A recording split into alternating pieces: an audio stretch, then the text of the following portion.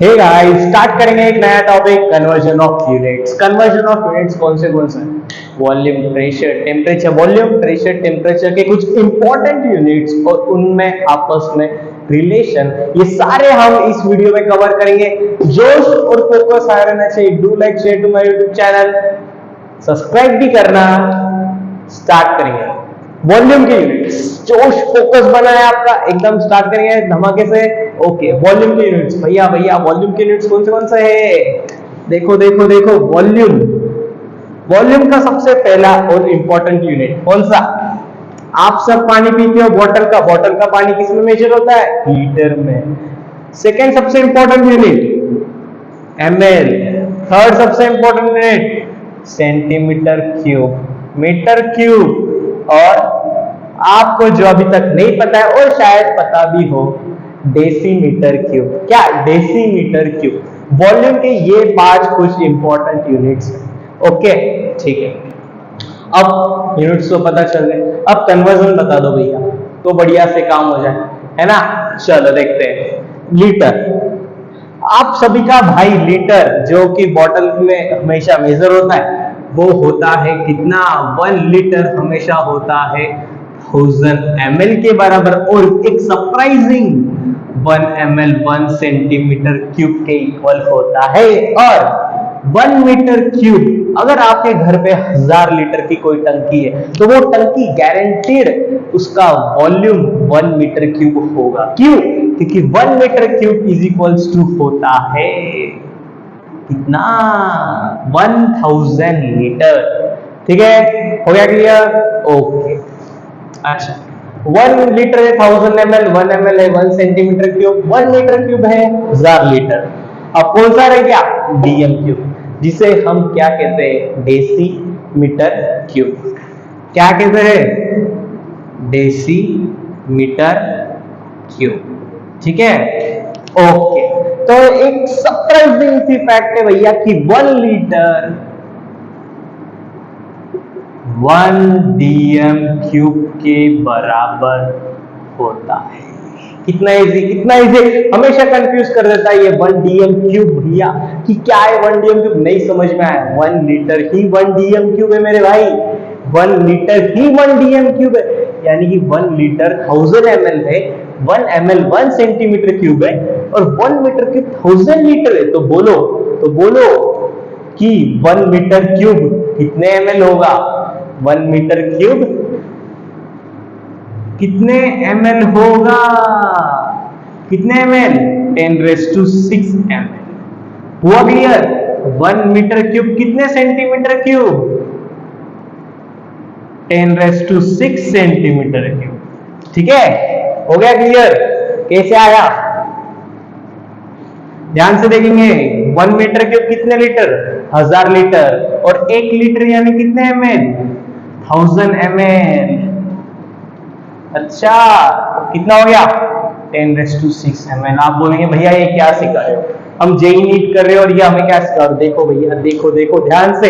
JEE NEET आप focus कर रहे हो, ये बढ़िया चीज है, पर हमेशा बच्चे इस टॉपिक को इग्नोर कर देते हैं। एक्चुअली ये कोई टॉपिक ही नहीं है, ये सबसे बेस आपका फाउंडेशन क्लियर होना चाहिए। कोई भी क्वेश्चन ट्रिकी हो जाता है। कैसे? जब उनकी यूनिट्स डिफरेंट हो, और अगर आपको यूनिट्स का नॉलेज नहीं है तो क्वेश्चन वही गलत। ठीक है, इसलिए ये इंपॉर्टेंट है, लिख लो स्क्रीनशॉट। लिया स्क्रीनशॉट, निकाले नोट्स। अब हम देखेंगे इनका समरी, एक समराइज करते हैं। ठीक है, सबको साथ में। 1 मीटर क्यूब कितना है? 1000 लीटर। अच्छा, 1000 लीटर कितने ml है? 10⁶ ml। 10⁶ ml कितने centimetre cube? 10⁶ centimetre cube. Okay, 1 metre cube कितने डीएम क्यूब? 1000 DM cube. हो गया? ठीक है, ये भी लिख लो अपने नोट्स में। लिखे? ओके। अब हो गया, अब कितना इजी था, हो गया वॉल्यूम के यूनिट्स खत्म। अब देखेंगे अगले यूनिट्स। किसके? अगले यूनिट्स देखेंगे हम प्रेशर के। किसके? प्रेशर के। ओके, अब प्रेशर के कुछ इंपॉर्टेंट यूनिट्स कौन से होते हैं भैया प्रेशर की units? Atmospheric pressure pascal, newton per metre square, bar, MM of H G, centimetre of mercury, ये सब क्या है? प्रेशर के यूनिट्स है। ठीक है, ये सब तो पता है, पर इनके यूनिट्स, इनके कन्वर्जन कौन बनेगा, इनके रिलेशन कैसे पता चलेगा? पेपर में आ गया एमएम ऑफ एच जी, हमें चाहिए था pascal, newton per metre square में। अब क्या करें? क्वेश्चन तो वही रॉन्ग हो गया है ना। अब नहीं होगा, अब नहीं होगा, क्योंकि अब हम सीखेंगे प्रेशर के important units. Atmospheric pressure pascal, newton per metre square, MM of mercury, centimetre of mercury. अच्छा, इसमें भी 5 है जी, बिल्कुल 5 है। नहीं, इसमें एक 6 है भैया, बार रह गया, कैसे पता चलेगा? बार तो चाहिए, बार तो इंपॉर्टेंट है ना। ओके, अच्छा, प्रेशर का सबसे बेसिक, सबसे इंपॉर्टेंट यूनिट कौन सा है? सभी इंपॉर्टेंट है। ठीक है, ओके, अच्छा, 1 एटमॉस्फेरिक प्रेशर। आप अगर सी लेवल पे कभी मर्क्यूरी का वो जो हम एक्सपेरिमेंट करते थे, इन्वर्टेड ट्यूब मर्क्यूरी में इंसर्ट करते थे, और जब एटमॉस्फेरिक प्रेशर 1 एटीएम होता था, तो उस मर्क्यूरी इस इन्वर्टेड ट्यूब में 76 सेंटीमीटर की क्या देती थी? रीडिंग देती थी।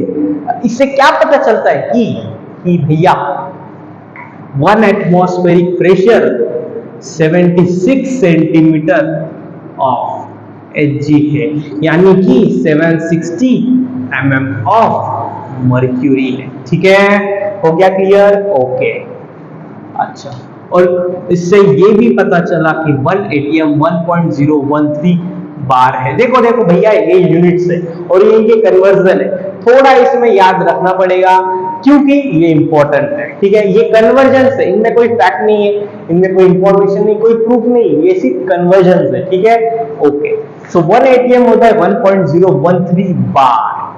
ठीक है, अच्छा, अब पास्कल देखेंगे। पास्कल, भैया ने पास्कल एक यूनिट बनाया जो कि होता है कितना? 1 पास्कल होता है 1 Newton per metre square. Okay, चलेगा, क्योंकि हमें पता है कि प्रेशर का फॉर्मूला क्या है? Force divide by area. वहां से ये यूनिट आ गया Newton per metre square. 1 pascal होता है 1 न्यूटन पर मीटर स्क्वायर। ठीक है, डन, ओके, अच्छा, 1 न्यूटन पर मीटर स्क्वायर, तो 1 एटीएम कितना होता है? 1 एटीएम कितने न्यूटन पर मीटर स्क्वायर? देखते हैं। 1 एटीएम होता है 1.013 into 10⁵ Newton per metre square. Okay, तो 1 बार कितने न्यूटन पर मीटर स्क्वायर होगा? यहां से कैलकुलेट करो कि 1 बार कितने न्यूटन पर मीटर स्क्वायर होगा? 1 into 10⁵ Newton per metre square. हुआ क्लियर? ठीक है, याद रखना है definitely 1 atmospheric pressure 1.013 into 10⁵ Newton per metre square होता है। ये आपको फिंगर टिप्स पे याद चाहिए, इंपॉर्टेंट है, क्योंकि हमेशा प्रॉब्लम अगर सॉल्व करोगे तो प्रेशर के प्रॉब्लम्स हमेशा न्यूटन पर मीटर स्क्वायर में ही सॉल्व होंगे, एटमॉस्फेरिक प्रेशर में नहीं होंगे। हमेशा न्यूटन पर मीटर स्क्वायर, ना कि बार में होंगे, ना कि पास्कल में होंगे, ना कि एमएम ऑफ एचजी में होंगे, हमेशा किस में होंगे? न्यूटन पर मीटर स्क्वायर में ही होंगे। हमें क्या पता चला कि 76 सेंटीमीटर ऑफ मर्क्यूरी कितना होता है? 1.013 into 10⁵ Newton per metre square. ठीक है, वही 760 centimetre of MM of Hg, same. ठीक है, ओके, कुछ डिफरेंट करते हैं, ये भी कितना होगा? 1.013 बार। हुआ क्लियर? ओके, स्क्रीनशॉट निकालो या नोट्स बना लो पॉज करके। ठीक है, ओके, अब ये मैं रफ करूंगा पहले और फिर हम देखेंगे क्या? इनकी समरी। जो कि हम हमेशा देखते हैं। अच्छा, समरी देखेंगे। अच्छा, देखते हैं। ओके, आ जाइए इधर। अच्छा, 1 एटमॉस्फेरिक प्रेशर, बोलो बोलो साथ में बोलो, मेरे साथ बोलो, कितने mm of Hg? 760 mm of Hg। कितने सेंटीमीटर ऑफ मर्क्यूरी? कितने? 76 सेंटीमीटर ऑफ मर्क्यूरी। अच्छा, टॉर भी होता है, टॉर, या एक यूनिट भूल गए हम, टॉर। सिंपल है, कोई वाला नहीं, क्योंकि 1 ATM होता है 760 टॉर, ठीक है, जो कि कितना है? 760 mm ऑफ Hg के बराबर, यानी कि 1 mm ऑफ Hg 1 टॉर की इक्वल होता है, ठीक है। लिख लो अपने नोट्स में लिख लो। ओके, ठीक है। भैया भैया हमारा समरी रह गया है। Back to summary, back to summary. 1 atmospheric pressure 760 mm of Hg है, फोकस और जोश के साथ 76 सेंटीमीटर ऑफ मर्क्यूरी है, यानी कि 760 टॉर है। ओके, 1.013 बार है, 1.013 into 10⁵ Newton per metre square है। और हो गया, ठीक है। हाँ, एक और 1.013 into 10⁵ पास्कल है। डन, लिख लो पॉज करके या स्क्रीनशॉट ले लो। चलो, हो गए भैया, कितना सिंपल था। ये सारे हो गए आपके किसके यूनिट्स? प्रेशर के यूनिट्स। अब किसके देखेंगे? टेम्परेचर के। अच्छा, टेम्परेचर के देखेंगे। ओ भाई, टेम्परेचर के कौन से होते हैं वैसे इंपॉर्टेंट यूनिट्स? बोलो बोलो बोलो बोलो, अपने मन में बोलो, अपने मन में बोलो, कौन से यूनिट्स होते हैं टेम्परेचर के इंपॉर्टेंट? देखेंगे, जोश और फोकस हाई है। चलो,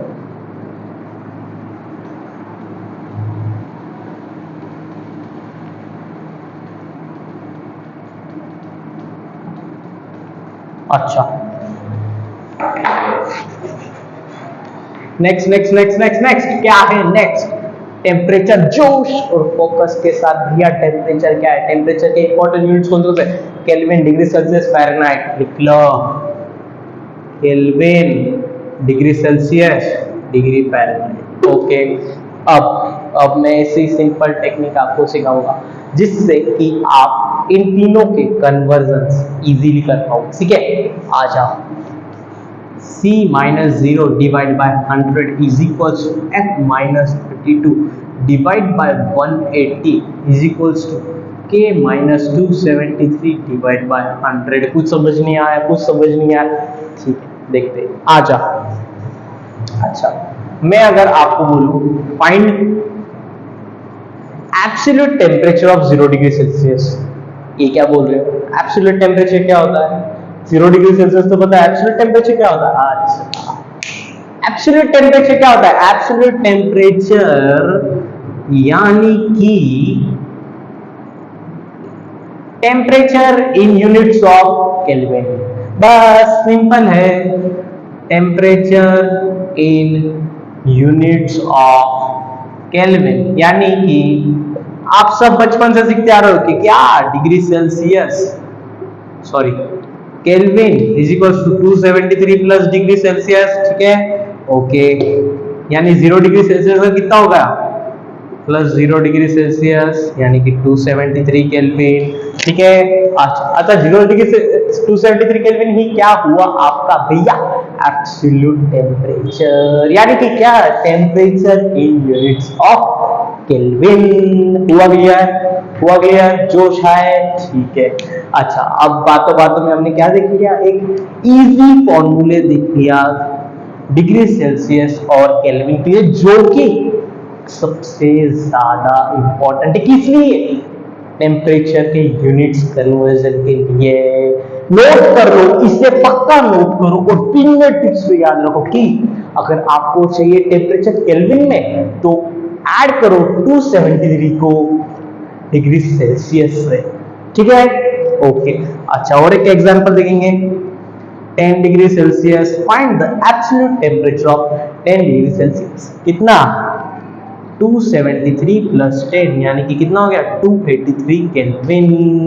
ओके, आया समझ में? अच्छा, ट्विस्ट देखेंगे। अच्छा, ट्विस्ट क्या है भैया? देखेंगे बढ़िया से। -273 डिग्री सेल्सियस इस बंदे का, -273 डिग्री सेल्सियस इस बंदे का फाइंड करो क्या? एब्सोल्यूट टेम्परेचर कितना होगा? -273 plus 273 is equal to 0 kelvin. ये क्या आ गया? 0 केल्विन। ये क्या होता है? कुछ समझ आ रहा है? नहीं? अच्छा, देखते हैं। ओके, 0 केल्विन यानी कि last temperature to be attend, इससे छोटा टेम्परेचर ना कभी देखा गया है ना कभी देखा जाएगा। 0 केल्विन से ज्यादा कम टेम्परेचर आप कितना भी सब्सटेंस को कूल करो, 0 केल्विन से नीचे कोई सब्सटेंस कूल हो ही नहीं सकता। इसलिए इस टेम्परेचर को केल्विन स्केल में क्या बोला जाता है? Absolute 0 temperature. और इस टेम्परेचर की खासियत कैसी है कि इस टेम्परेचर पे भैया कोई पार्टिकल मोशन भी नहीं करता। सारे के सारे पार्टिकल सीज मोशन लेस हो जाते हैं, सेटल डाउन हो जाते हैं। क्या होता है? Motion become cease. हुआ क्लियर? इंपॉर्टेंट है, कोई भी मोशन नहीं करता, कोई भी पार्टिकल मोशन नहीं करता और सारे सेटल डाउन हो जाते हैं। किस टेम्परेचर में? 0 केल्विन, जिसे कि हम क्या कहते हैं भैया? Absolute 0 temperature. ठीक है, ओके। अच्छा, ये तो समझ में आ गया भैया। ये फॉर्मूले का दिखाओ, ये जो इतना बड़ा इक्वेशन लिखा है इसका कुछ समझाओ, देखते हैं। ठीक है, अच्छा, अब मैं आपसे बोलूं 32 डिग्री फ़ारेनहाइट, इस टेम्परेचर का डिग्री सेल्सियस में और केल्विन में दोनों में कन्वर्जन फाइंड करो और यूज करो ये इक्वेशन। कितना टफ बन गया ना? सच में यार, बहुत टफ बन गया। नहीं भैया, बहुत इजी। ध्यान से देखें तो बहुत इजी है। ठीक है, अब कुछ नहीं करना आपने। 32 डिग्री फ़ारेनहाइट को F की जगह रख दो 32 और डिग्री सेल्सियस और केल्विन के साथ सेपरेटली इक्वेट करो। नहीं समझ में आया? ठीक है, पहले मैं बोल रहा हूं कि फ़ारेनहाइट का सेल्सियस में कन्वर्ट करो। अच्छा, F-32 divide by 180 is equal to C-0 divide by 100। मैंने क्या बोला? सिंपल, जो भी वैल्यू आपको दी है वो F में रख दीजिए और किसके साथ कन्वर्ट करना है? सेल्सियस से, तो उसके साथ इक्वेट कीजिए। Okay, Fahrenheit 32 minus 32 divide by 180 is equal to C-0 divide by 100। ये क्या हो गया भैया? आंसर ही आ गया। कितना? 0 C is equal to 0 degree Celsius. यानी कि 32 डिग्री फ़ारेनहाइट पे जितनी हीट आपको महसूस होती थी उसकी इक्वल हीट 0 डिग्री सेल्सियस पे भी महसूस। क्योंकि जैसे कि 273 केल्विन 0 डिग्री सेल्सियस होता है, वैसे ही 32 डिग्री फ़ारेनहाइट भी 0 डिग्री सेल्सियस ही होता है। हो गया क्लियर? ठीक है, ओके। अच्छा, अब भैया बता दो कि फ़ारेनहाइट का केल्विन में कैसे कन्वर्ट करेंगे? ठीक है, देख लेते हैं। आ जाओ कि F-32 डिवाइड बाय 180 इस बार किसमें कन्वर्ट करना है? केल्विन में। K-273 डिवाइड बाय 100 क्या रखेंगे?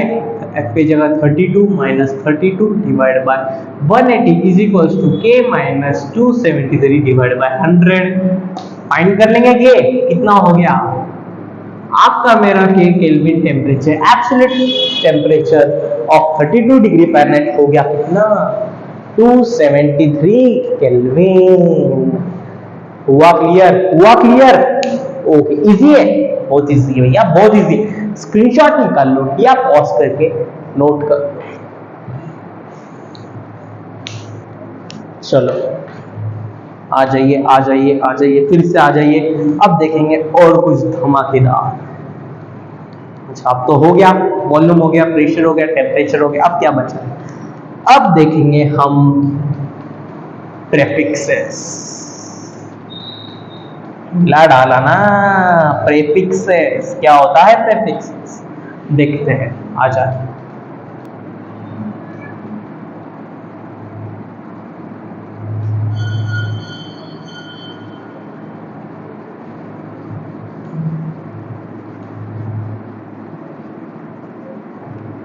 अच्छा, आपको क्लियर हुआ? अगर नहीं क्लियर हुआ है तो मैं आपसे रिक्वेस्ट करूंगा कि आप फिर से एक बार वीडियो में पीछे जाइए और आराम से बैठ के वीडियो वहां से फिर से देखिए, ठीक है? ओके, अब हम देखेंगे अगला टॉपिक हमारा इंपॉर्टेंट है, प्रीफिक्सेस। अच्छा, आप लोगों ने सुना है, किलोग्राम भी सुना, किलोमीटर भी सुना है ना? वैसे सेंटीग्राम भी होता है, सेंटीमीटर भी होता है, मिलीग्राम भी होता है, मिलीमीटर भी होता है, माइक्रोग्राम भी होता है, माइक्रोमीटर भी होता है। ये चल क्या रहा है मेरे भाई? माइक्रो सेकेंड भी होता है, माइक्रोग्राम भी, माइक्रोमीटर भी है। ये क्या है? ये माइक्रो, मिली, किलो क्या है? मैं क्यों बोल रहा हूं? क्यों इंपॉर्टेंट है? ये इंपॉर्टेंट है क्योंकि ये माइक्रो, मिली, किलो, डेसी, सेंटी, मेगा, ये आपके जो ग्राम, मीटर और सेकेंड जैसे छोटे छोटे यूनिट है, और बाकी भी जैसे न्यूटन, पास्कल, ये सारे जो जो छोटे छोटे यूनिट है, इनके प्रीफिक्स में लग के इनकी मल्टीपल स्ट्रेंथ बढ़ाते या कम करते, देखते, आ जाओ। ठीक है, प्रीफिक्सेस लिस्ट भर देंगे, ठीक है?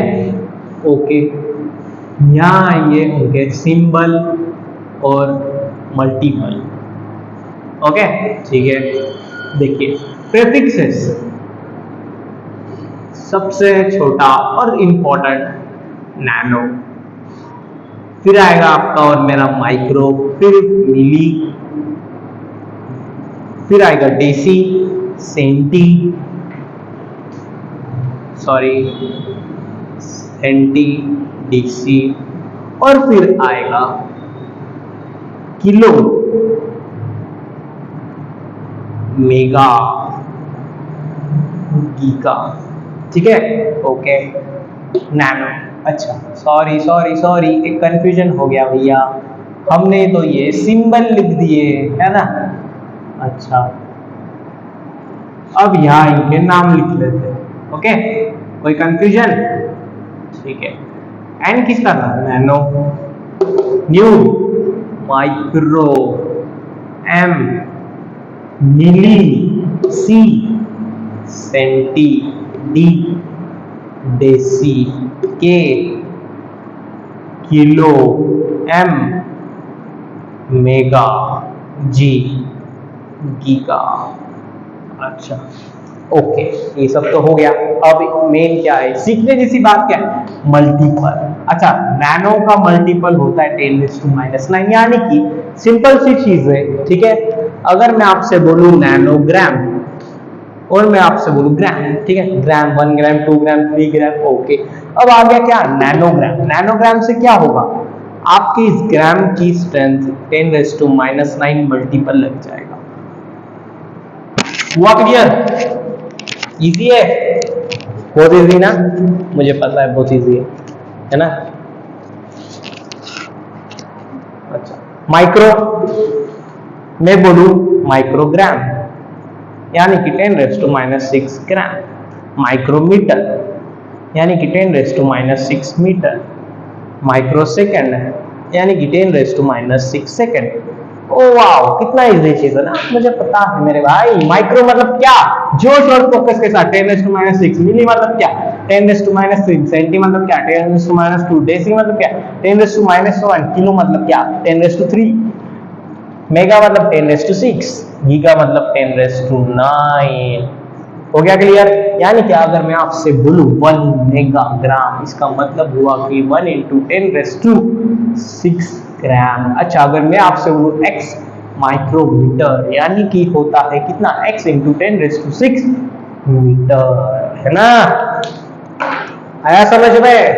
ओके, ये क्या कर रहे, सिंपल सी चीज है, ये सब मिलके क्या कर रहे, आपकी मीटर, ग्राम, सेकंड और बाकी और भी यूनिट्स की पावर, स्ट्रेंथ बढ़ा रहे कम कर रहे, मैग्नीट्यूड बढ़ा रहे कम कर रहे, ठीक है, मैग्नीट्यूड बोलना सही रहेगा। ओके ठीक है। अच्छा, और एक एग्जांपल है ना, डेसी। अच्छा, डेसी, डेसी कहाँ देखा था भैया? डेसी देखा था मीटर क्यूब में। डेसी मीटर क्यूब यानी कि 1 डेसीमीटर क्यूब कितना होता था? 1 लीटर के इक्वल लिखा करते थे हम किसी जमाने में कि 1 लीटर 1 डेसीमीटर क्यूब होता है। याद आ रहा है, याद आ रहा है, याद आता है, आ रहा है, आ रहा है, आ रहा है ना? 1 लीटर 1 डेसीमीटर क्यूब होता है। अच्छा, सोचने वाली चीज है कि कैसे हो गया ये, है ना? अच्छा, आपको पता है कि 1 मीटर क्यूब में कितना? 1000 लीटर। ओके, पहले आप ये सब लिख लो पॉज करके, ठीक है। एक और एक तगड़ी चीज सीखेंगे, स्ट्रॉन्ग, एकदम खतरनाक चीज देख लेना, हिला देगा दिमाग आपका, आपका पूरा दिमाग हिल जाएगा वो चीज से, गारंटेड है, गारंटेड है। सीखते भैया, सीखते, मजा आएगा। क्यों आएगा मजा? अच्छा, आ जाइए। तो अच्छा, आपने देखा 1 किलोमीटर 10⁻³ मीटर होता है, ठीक है। अच्छा भैया, बोलो बोलो 1 किलोमीटर स्क्वायर, 1 किलोमीटर स्क्वायर कितना मीटर होता है ना? अक्सर अक्सर बच्चे इसमें गलती करते थे, दिखा दो मैं कैसे करते हैं, ठीक है, बने रहिएगा। 1 किलोमीटर स्क्वायर, अगर आपको नहीं समझ में आए क्या करना है इस समय, नहीं समझ में आए, बिल्कुल कंफ्यूज हो जाए, तो सिंपल सी चीज दिखाता हूं मैं। अगर आपसे x किलोमीटर स्क्वायर का कन्वर्जन कोई बोले मीटर में दिखाइए, मीटर स्क्वायर में, sorry sorry my mistake, x kilometre square का मीटर स्क्वायर में कन्वर्जन दिखाई, तो सिंपल उसे बोलना है भैया, तो एक काम कर, अगर तुझे नहीं पता है कन्वर्जन, अगर तुझे लर्न ना हो कन्वर्जन, सिंपल एक चीज कर, x किलोमीटर स्क्वायर को हम 2 इसमें तोड़े, किलोमीटर इंटू किलोमीटर। अच्छा, किलोमीटर 1 किलोमीटर कितना मीटर? 10⁻³ मीटर इंटू 10⁻³ मीटर, कितना हो गया भैया? x 10⁻⁶ मीटर स्क्वायर, यानी कि ये x किलोमीटर स्क्वायर होता है x इंटू 10⁻⁶ मीटर स्क्वायर। कितना क्लियर, कितना इजी था, कितना इजी था, देखा?